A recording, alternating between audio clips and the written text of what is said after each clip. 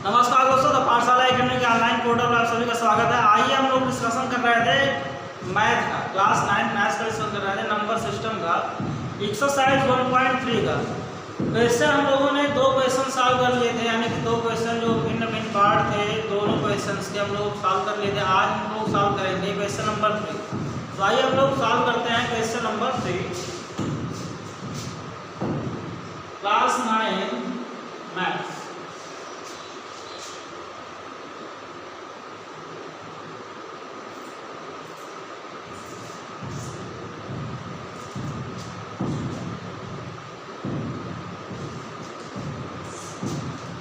Exercise 1.3 का question number 3। Question number 3 ये कह रहा है कि निम्नलिखित को P बटे Q के रूप में व्यक्त कीजिए, जहां P और Q पूर्णांक हो तथा Q does not equal to 0 हो।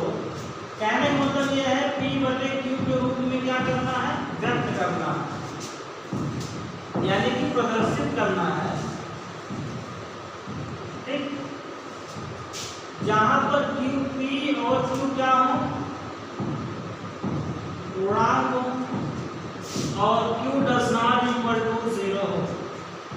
आपको याद आ रहा होगा कि जब ऐसे संख्या हो P बटे Q के रूप में हो, P और Q पूर्णांक हो और Q does not equal to 0 हो, ऐसी संख्या को परिमेय संख्या के रूप में व्यक्त करने के लिए कहते हैं।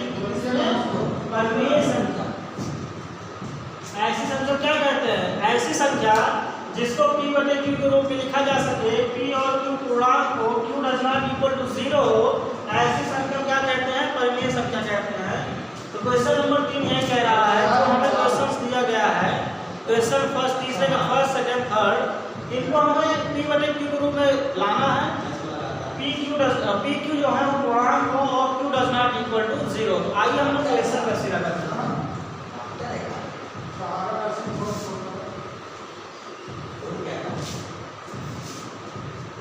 क्वेश्चन नंबर 3 का पहला जो क्वेश्चन दिया गया है 0.66 के ऊपर क्या लगा हुआ है, बार। 6 के ऊपर क्या लगा हुआ है, बार। इस बार का लगा होने का मतलब ये होता है कि ये 6 लगातार बार-बार आ रहा है ना, ये इसको हम लिख सकते हैं 0.6666 और ये अनंत है। ठीक, हम मान सकते हैं, माना हमें भिन्न के रूप में परिवर्तित करना है, यानी P बटे Q के रूप में कोई संख्या लिखी जाएगी तो क्या होगी, भिन्न के रूप में होगी ना। तो हमें भिन्न के रूप में परिवर्तित करना है, डायरेक्ट कुछ हम मान लें तब उसको भिन्न के रूप में परिवर्तित कर सकते हैं। माना x वह भिन्न है, कौन से भिन्न है, वह भिन्न है, यानी कि P बटे Q कोई भी जो मान आएगा वह किसके बराबर है, x के बराबर है, ये हम मान लें। तब x बराबर हो जाएगा 0.666, ये अनंत तक जाएगा। इसको हमने मान लिया समीकरण 1, यानी कि इसको हमने किसके बराबर मान लिया, x के बराबर मान लिया। अब आइए इस x में कुछ करते हैं, क्योंकि अभी इसको हम सॉल्व नहीं कर सकते। इसको सॉल्व करने के लिए, यानी किसी भी अननोन वैल्यू को सॉल्व करने के लिए हमें कम से कम 2 समीकरण की आवश्यकता होती है।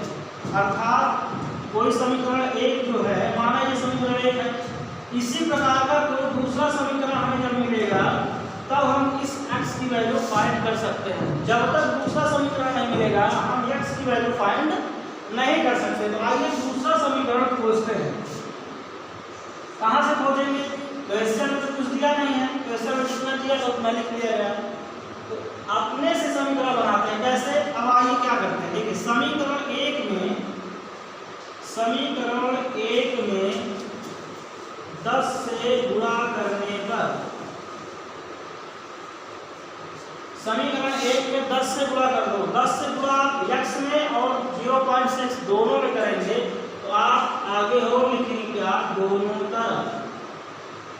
यानी कि समीकरण 1 में 10 से गुणा करने पर कहाँ, दोनों तरफ, यानी कि लेफ्ट हैंड साइड में और राइट हैंड साइड दोनों में 10 से गुणा करने पर आप जब x में 10 से गुणा करेंगे तो ये हो जाएगा 10x बराबर इक्वल टू, जब आप इसमें 0.6 में जब मल्टीप्लाई करेंगे 10 से, देखिए 0.666 इंटू 10 ये करना है, यानी कि इंटू 10 आपको यहाँ ला लेना है। जैसे आप छोटी कक्षाओं में पूरा भाग करके आए हैं क्लास 6, 7, 8 और उससे छोटी कक्षाओं में, आप अगर एक अंक से गुणा करना चाहते हैं तो आप एक अंक से करिए, अगर दोनों अंक से आते हैं तो आप दोनों अंक से कर सकते हैं। एक अंक से करते हैं क्योंकि आपको सिखाना है, इसलिए क्योंकि बहुत सारे बच्चों को ये आ रहा होगा वो डायरेक्ट कर लेगा, लेकिन कुछ ऐसे बच्चे होंगे जिनको ये पूरा नहीं आ रहा हो, कैसे करें उनको भी सीखना है ना। तो हम लोग एक एक करके करते हैं। 0 से 6 में गुणा करें, देखिए 0 में किसी भी संख्या से गुणा करें, 6 हो, 5 हो, 4 हो, 3 हो, 10 हो, 12 हो, 15 हो, यहाँ तक कि कोई 1 लाख संख्या भी लिखी हुई हो, अगर उसका मल्टीप्लाई 0 से करेंगे तो उसकी टोटल वैल्यू कितनी हो जाएगी? 0। तो 0 का मल्टीप्लाई 6 से किए तो ये हो गया 0। फिर से 0 का मल्टीप्लाई 6 से किए तो फिर 0, फिर से 6 से किए मल्टीप्लाई तो फिर 0, और 0 का 0 से करेंगे तो 0 ही होगा। ये रही 0 की कहानी। अब 1 का मल्टीप्लाई करना है 6 में, देखिए 1 का मल्टीप्लाई आप 6 में करिए, 5 में, 4, 3, 2, कितनी भी बड़ी संख्या हो उससे आप मल्टीप्लाई करेंगे, जिसमें 1 से करेंगे तो उसकी वैल्यू उतनी ही रहेगी जितनी वो संख्या है। जैसे अगर 6 से गुणा करेंगे तो 6 कम 6 होता है ना, ये हो गया आपका, यानी 1 का मल्टीप्लाई 6 से करेंगे तो हो जाएगा 6। अब देखिए 6 आप इसके जस्ट नीचे नहीं लिखेंगे, कुछ लोग गलती कर देते हैं, 1 का मल्टीप्लाई जब 6 से लिखेंगे तो जस्ट 0 के जो पहला वाला 0 है उसके नीचे नहीं लिखेंगे, 1 अंक छोड़कर लिखेंगे। आप पहला वाला 0 के स्थान पे कुछ नहीं लिखेंगे, दूसरे वाले 0 के स्थान पे लिखेंगे 6। ठीक, 1 का मल्टीप्लाई फिर 6 करेंगे तो वैल्यू उतनी ही आएगी, 1 का मल्टीप्लाई फिर 6 से करेंगे तो नहीं आएगा, और 1 की मल्टीप्लाई 0 से करेंगे तो कितना होगा? 0 आएगा। ये हो गया आपका 0। 0 नीचे कुछ नहीं है तो ये 0 आ गया, ये हो गया 6, ये हो गया 6 और आपके 0। अब देखिए 1 अंक के बाद दशमलव था, तो आप इधर से 1 अंक के बाद देखिए 0 की वैल्यू कोई मतलब नहीं, यहाँ से आप बढ़ा सकते हैं। 1 अंक के बाद आपको दशमलव लगाना है, ये आपको हो गया 1 अंक के बाद दशमलव। आपने क्या किया? 1 अंक के बाद दशमलव लगा दिया। तो आप जब 0.6 से 6 का मल्टीप्लाई 10 से किए तो वैल्यू आई 6.666।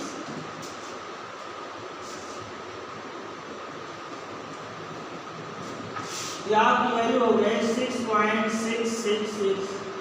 आपने समीकरण मान लिया इसको, कौन सा समीकरण मान लिया? समीकरण 2। अब देखिए समीकरण 1 और समीकरण 2, दो समीकरण जब आपके पास हो गए तब आप x की वैल्यू निकाल सकते हैं। अब कैसे निकालेंगे? अब आप देखिए कैसे निकालेंगे। समीकरण 2 से समीकरण 1 को घटाने पर अर्थात x की वैल्यू हम तभी फाइंड कर सकते हैं, या तो इन दोनों को जोड़ें या इन दोनों को घटाएं। तो समीकरण 2 से समीकरण 1 को अगर घटा देंगे तो हम x की वैल्यू फाइंड कर सकते हैं। और हमने समीकरण 2 को ही क्यों समीकरण 1 से घटाया, तो इसका रीजन ये है, ये x है और ये 10x है, तो बड़ी संख्या से आप छोटी संख्या घटाएं तो आपको सुविधा ज़्यादा होगा। अगर आप छोटी संख्या से बड़ी संख्या घटा देंगे ना तो आपको माइनस वगैरह लेना पड़ेगा, थोड़ा सा टफ हो जाएगा। तो आपको इजी वे में चलना है, तो बड़ी संख्या से आप छोटी संख्या घटाएंगे। ठीक, करेंगे कैसे? 10x = 6.666, इसी के नीचे आप लिखेंगे x बराबर 0.666। ये हो गया, आपको क्या करना है? घटाना है। 6 से 6 गया 0, 6 में से 6 गया 0, 6 में से 6 गया 0, आप आए 6 और 6 में से 6 गया 0, और 6 में से 0 गया कितना बचेगा? 6। अर्थात जो टोटल आप माइनस किए तो यहाँ कितना बचा? 6 बचा। और 10 x में से 1 x गया, आपको बच गया 9x। अर्थात 9x बराबर बचा कितना? 6.000। दशमलव के बाद 0 की कोई वैल्यू नहीं होती, आप 0 को डिलीट कर सकते हैं, आप हटा सकते हैं, तब आपकी वैल्यू बचेगी आप इसमें देखिए आपकी वैल्यू बचेगी 9x बराबर 6। जीरो को आप बना सकते हैं क्योंकि दशमलव के बाद जीरो की कोई वैल्यू नहीं होती। अब आप ये कर सकते हैं x बराबर 6/9। अब ये 9 में गुणा है x के साथ, इसको आप 6 के बटे में ले जाएंगे क्योंकि कोई संख्या की x से गुणे में होती है, जब वो लेफ्ट से राइट जाती है गुणे में अगर हो तब वो हर में जाती है, प्लस और माइनस में होती तो माइनस और प्लस में आती है। ठीक, आप इसको काट सकते हैं 3 × 6 3 × 9 x हो गया आपका 2/3। अर्थात हमने जो भिन्न माना था ना, माना हुआ भिन्न क्या है x है, उस x की वैल्यू कितनी आई है 2/3। अब आप देखिए 2/3 को यही आपका आंसर हो गया। अब आप और कुछ करना है, यही आपका आंसर होगा। आप दिखाना क्या है x बराबर 2/3 है ना, आया। आप ये बताइए p/q के रूप में है कि नहीं। आप p/q से तुलना करिए 2/3, p/q के रूप में लिखा है कि नहीं, क्यों नहीं लिखा हो, बिल्कुल लिखा हुआ p बराबर 2 और q बराबर 3 होंगे, अर्थात p/q के रूप में लिख गया। p और q पूर्णांक होना चाहिए, 2 और 3 क्या है पूर्णांक है। पूर्णांक का मतलब होता है पूर्ण अंक होना, अर्थात 2 का मतलब होता है पूर्ण अंक, यानी जो संख्या है पूर्ण हो, 2 हो 3 हो 4 हो, ऐसी संख्या जिसमें दशमलव ना हो, है ना, वो पूर्णांक होगी। तो आप ये हो गए पूर्ण संख्या। q does not equal to 0, q 0 के बराबर ना हो तो q 0 के बराबर नहीं है, q बराबर 3 है, इसलिए p/q के रूप में भी है। p और q पूर्णांक भी है, q does not equal to 0 भी है, तो इस तरह से यह संख्या p/q के रूप में लिखी जा सकती है। ठीक, ये आपका क्वेश्चन हुआ, आप इसको सॉल्व कर लीजिए।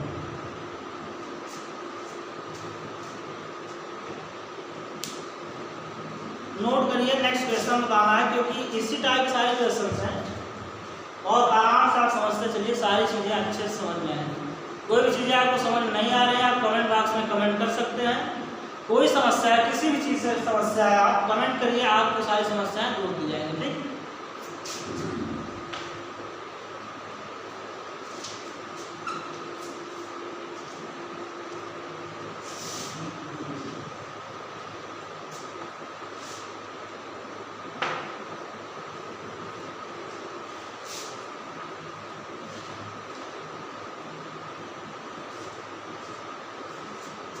क्वेश्चन नंबर 2 है 3 का 2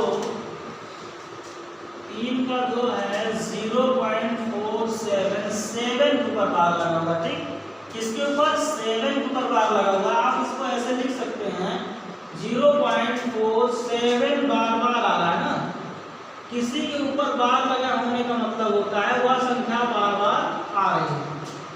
अब आप इसको x के बराबर मान लीजिए, तो आप यहाँ लिखेंगे माना वह भिन्न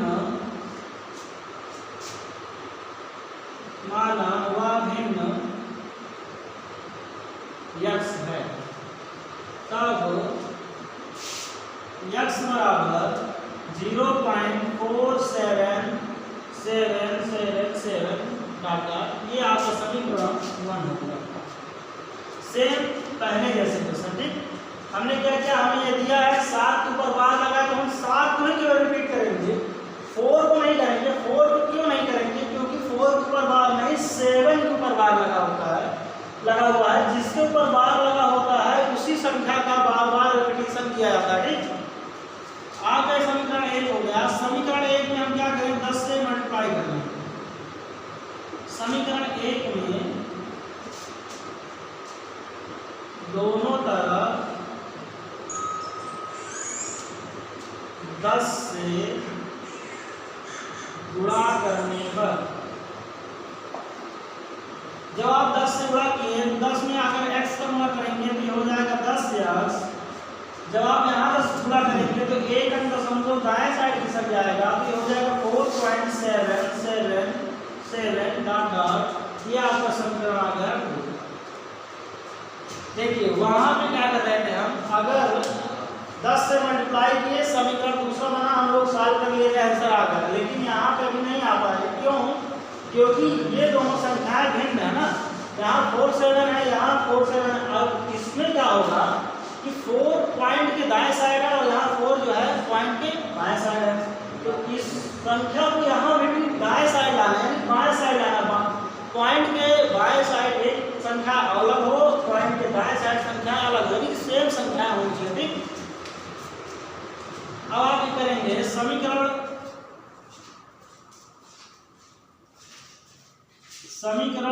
2 में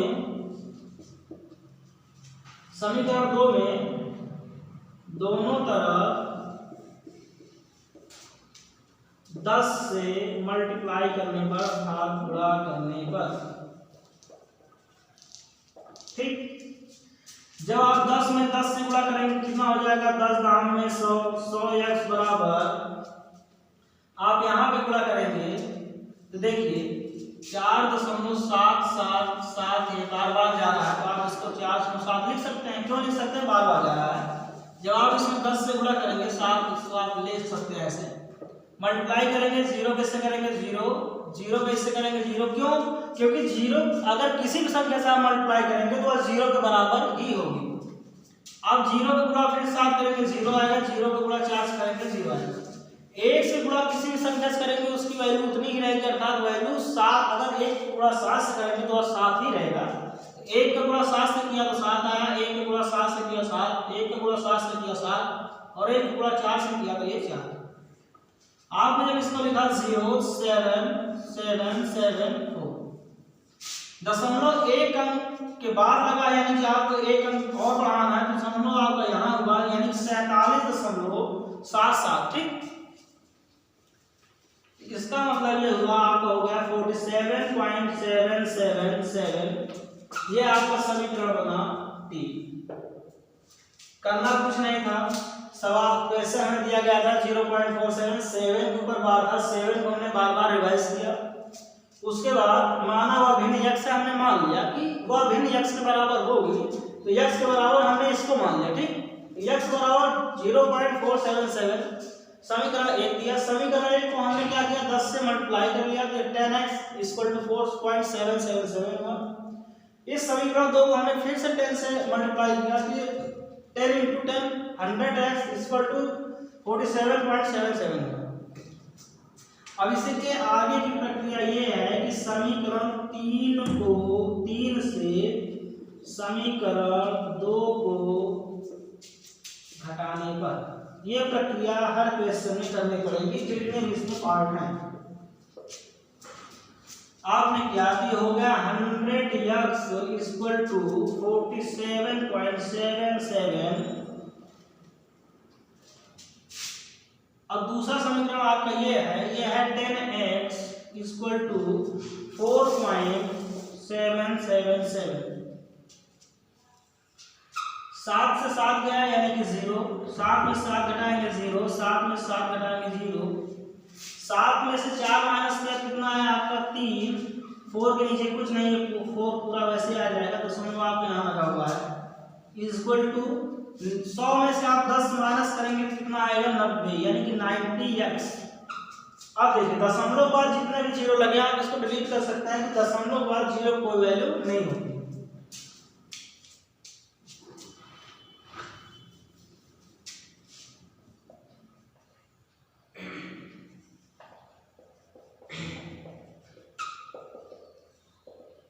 आप यहाँ पर देखिए क्या आता है 90x = 43।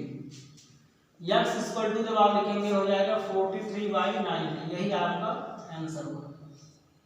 ठीक, अब आप इसको देखेंगे p/q से आप तुलना करें, p/q से आप इसकी तुलना करें, तो p/q के रूप में इसको लिखा जा सकता है, बेशक लिखा जा सकता है। p और q पूर्णांक होने चाहिए, तो आप ये बताइए p और q पूर्णांक है कि नहीं। p की वैल्यू यहाँ 43 है, q की वैल्यू यहाँ 90 है, ये दोनों पूर्णांक है कि नहीं, यानी कि पूर्णांक है, बिल्कुल है। q ≠ 0 नहीं होना चाहिए, यानी q ≠ 0, अर्थात q 0 बराबर नहीं होना चाहिए। q 0 बराबर है क्या, नहीं, q की वैल्यू कितनी है 90। तो इस तरह से आप ये p/q के रूप में लिखा जा सकता है। p और q पूर्णांक है, q ≠ 0 है। ठीक, तो इस तरह से समीकरण को फॉलो करता है, सेटिस्फाइड करता है कि आपका आंसर क्या है, सही। ठीक, इसको आप नोट करिए। इसी तीसरे क्वेश्चन का नेक्स्ट पार्ट जो है तीसरा नंबर उसको सॉल्व करते हैं।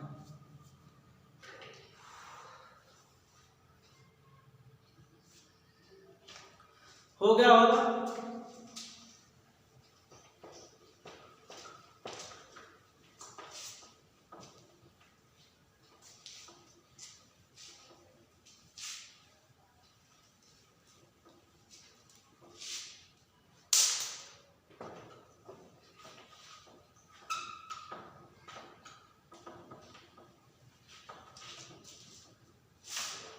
क्वेश्चन नंबर तीसरे का तीसरा क्या कह रहा है, दिया हुआ 0.001 के ऊपर बार, यानी कि पॉइंट के बाद जितने भी संख्या लिखी हुई 001 सभी के ऊपर बार है, तो आप इसको लिख सकते हैं 0.001 001 001, यानी कि इसको मेनी टाइम्स लिख सकते हैं। अब हमें उसको भिन्न के रूप में लिखना है, अर्थात p बटे q के रूप में लिखना है। तो हम मान लेते हैं कोई भिन्न है, माना वह भिन्न x है, तब x इक्वल टू 0.001 0.001 001 डाटा। आप इसको समीकरण 1 मान लीजिए। अब देखिए पिछले दोनों क्वेश्चन में हम 10 से गुणा कर रहे थे। क्यों कर रहे थे? क्योंकि दशमलव हमें एक ही अंक के बाद मिल जा रहा था। 0.6 लिखा था, एक ही अंक के बाद था। 0.47 लिखा हुआ था, एक ही अंक के बाद था। लेकिन इसमें दशमलव 0.001 अर्थात दशमलव के बाद 3 अंक है। जब दशमलव के बाद 3 अंक है तो हमें कम से कम ऐसा 3 0 लगा हुआ हो उसके साथ गुणा करना पड़ेगा। जब दशमलव के बाद 1 अंक ही था तब हम गुणा कर रहे थे 10 से। दशमलव के बाद यहाँ 2 अंक था तो हमने 2 बार गुणा किया, एक बार 10 से किया फिर से 10 से किया, यानी कि दोनों का अगर 10 और 10 से गुणा करें तो हमने कितने गुणा किया? 100 का गुणा किया। अब तीसरे क्वेश्चन में दशमलव के बाद 3 अंक हैं तो हमें कम से कम 10 गुणे 10 गुणे 10 ये 3 बार करना पड़ेगा, यानी कि टोटल 1000 से गुणा हमें करना पड़ेगा। अगर हम 10 10 10 3 बार करेंगे तो हमारा समीकरण कम से कम 1 2 3 समीकरण ये और एक समीकरण ये 4 समीकरण बनेगा, तब उसको सॉल्व करेंगे तब हमारा क्वेश्चन आएगा। ये बहुत बड़ी प्रक्रिया हो जाएगी, इतनी बड़ी प्रक्रिया करने की जरूरत नहीं है। तो छोटे से छोटे में हो जाए तो हम डायरेक्ट 1000 से गुणा कर लेंगे, तब भी वही आएगा जब हम पूरा 10 10 10 का करेंगे। इसलिए हम इसमें डायरेक्ट किसका गुणा करेंगे? 1000 का करेंगे और 1000 को गुणा करके हम 2 समीकरण ही बनाएंगे और 2 समीकरण बना के तुरंत इसको सॉल्व कर लेंगे। ठीक, तो आइए वही करते हैं। फालतू ज्यादा बड़ा क्वेश्चन करने का कोई मतलब नहीं है ना, यानी कि पेज भर कर बहुत बड़ी वाहवाही नहीं होती। जितना कम में हो सके क्वेश्चन सॉल्व कर लेना वाहवाही हो सकती है, लेकिन पेज भरने से वाहवाही नहीं होती ना। तो आइए समीकरण 1 में हम क्या करें? 1000 से गुणा कर लेना। समीकरण 1 में दोनों तरफ 1000 से गुणा करने पर 1000 से गुणा करने पर जब x में 1000 से गुणा करेंगे तो ये हो जाएगा 1000x, और जब इससे गुणा करेंगे तो देखिए जब हम 10 से गुणा कर रहे थे दशमलव हमारा 0.6 था, तो दशमलव के एक यानी कि जो अंक था 1 अंक धरा जाता था, दशमलव 1 अंक दाएं की तरफ चला जा रहा था। 10 से गुणा किए, फिर अगर हमने 100 से गुणा किया इसी में तो दशमलव 2 बाहर यानी 2 अंक दाएं की तरफ खिसक गया। अगर हम इसमें 1000 से गुणा करेंगे ना तो दशमलव हमारा कितने दाएं की तरफ खिसकेगा? 3 अंक खिसकेगा ना। क्यों खिसकेगा? क्योंकि 10 से गुणा कर रहे थे 1 अंक, 100 से गुणा किए 2 अंक और 1000 से गुणा किए 3 अंक। उसका रीजन ये होता है, रीजन क्या है? 0.6 लिखा है, अगर इस 10 से मल्टीप्लाई किए तो इसका मतलब हो गया कि 0.6 गुणे 10। अब दशमलव हटा दिए, दशमलव जब हटाते हैं तो दशमलव हटाते हैं तो 1 लिखते हैं और जो संख्या होती है उसके नीचे 0। 10 से 10 गुणा कर दी तो कितना बचा? 6। अब दशमलव 6 लिखा हुआ था, ये बराबर हो गया 6 के कब? जब इसमें हमने 10 से गुणा किया तब ये हुआ। अगर हमारे पास 0.666 लिखा है, अगर हम इसको 1000 से गुणा कर दिए बटे में हमने लगा दिया क्योंकि दशमलव हटाया, दशमलव जब हटाया तो उसके स्थान पे 1 लिखा, जो भी संख्या है उसके नीचे जितनी संख्या है उतना 0 उतार दिया। 0 से 0 कैंसिल हुआ, यानी कि 1000 से 1000 गया, तो आपके पास कितना हो जाए 666। तो कितने अंक दशमलव खिसक गया, 3 अंक आप दशमलव खिसक गया। दशमलव आप यहाँ लगा के 0 लिख सकते हैं और इसकी जिस 0 की वैल्यू कुछ नहीं होती, आपको ये पता है। तो आइए वही काम करते हैं जो अभी हम सीखे। क्यों दशमलव 1 अंक 2 अंक 3 अंक 10 100 1000 से गुणा करने से खिसक रहा था, शायद समझ में आया होगा आपको। समझ में आया है तो क्वेश्चन सॉल्व करेंगे। अब इसमें जब करेंगे तो आप देखिए 3 अंक दशमलव दाएं की तरफ खिसकेगा, तो दशमलव आप कहाँ जाएगा, यहाँ आ जाएगा ना। तो आप यहाँ लिखेंगे 0 0 0 0 0 1 0 0 1 0 0 1 समीकरण आपका हुआ 2। अब देखिए दशमलव के बाद पहले जो 0 लगे हैं इसकी कोई वैल्यू नहीं है, तो आप इसको डिलीट कर सकते हैं। आप इसको लिख सकते हैं 1.001 अब क्या करना है, अब आप क्या करना है, इसको आपको x की वैल्यू निकालना है। तो समीकरण 2 से समीकरण 1 को आप माइनस कर लीजिए। समीकरण 2 से समीकरण 1, समीकरण 2 से समीकरण 1 को घटाने पर, क्या करने पर, घटाने पर ना। तो हाँ, पहले आप समीकरण 2 लिखो, 1000x बराबर 1.001001। समीकरण 1 क्या है, x बराबर कितना है 0.001001। इस डॉट डॉट डॉट का मतलब होता है ये संख्याएं आगे लगातार बढ़ रही है। x से x अर्थात 1000 में से अगर आप 1 माइनस करेंगे तो बचेगा 999। ये हो गया 999 x इक्वल टू 0 1 से 1 गया 0 0 से 0 0 से 0 1 से 1 गया 0 0 0 दशमलव 1 से 0 घटा तो 1 ही बचा अर्थात 1। अब दशमलव अंक के बाद जितने भी 0 है सारे 0 डिलीट कर सकते हैं, क्योंकि इस 0 की कोई वैल्यू नहीं होती है। तो आप यहाँ देखिए आपके पास बचा क्या है, बचा ये है 999 x equal to 1। 999 x equal to 1 बचा हुआ है, तब आप इसको लिख सकते हैं x बराबर 1/999। ये हुआ आपका आंसर। क्या हुआ, ये आपका आंसर। ठीक, अब आप ये p बटे q के रूप में है या नहीं, p और q पूर्णांक है या नहीं, q does not equal to 0 है या नहीं, इसकी आप जांच कर लीजिए, पता चल जाएगा आंसर आपका सही है नहीं। जांच करने के लिए आप यहाँ पे p बटे q इससे तुलना करिए, p बटे q बराबर 1/999। तो आप देखिए इसको p बटे q के रूप में लिखा जा सकता है, बिल्कुल लिखा जा सकता है। p और q पूर्णांक है, क्यों पूर्णांक है, क्योंकि 1 भी पूर्णांक है और 999 भी पूर्णांक है। q does not equal to 0 है, वो इसलिए क्योंकि q की वैल्यू कितनी है 999 है। तो तीनों कंडीशन को फॉलो कर रहा है, इसलिए आंसर सही है और यही हमारा आंसर है 1/999।